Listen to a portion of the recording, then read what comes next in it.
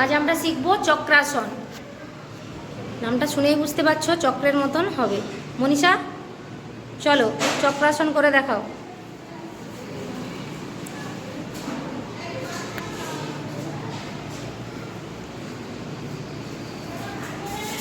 আস্তে আস্তে ধীরে ধীরে ফেলতে হবে।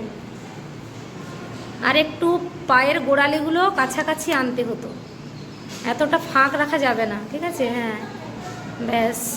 এবারে এটা প্র্যাকটিসের মাধ্যমে ধীরে ধীরে তোমার হাতগুলো গোড়ালির দিকে আরও বেন্ড করতে হবে। তাহলে কি হবে, এই যে পেটের খুব বেশি মেদ থাকলে মেদটা ঝরে যাবে এবং শরীরটা আরও বেশি চাঙ্গা হয়ে যাবে এবং মেরুদণ্ড নমনীয় হবে।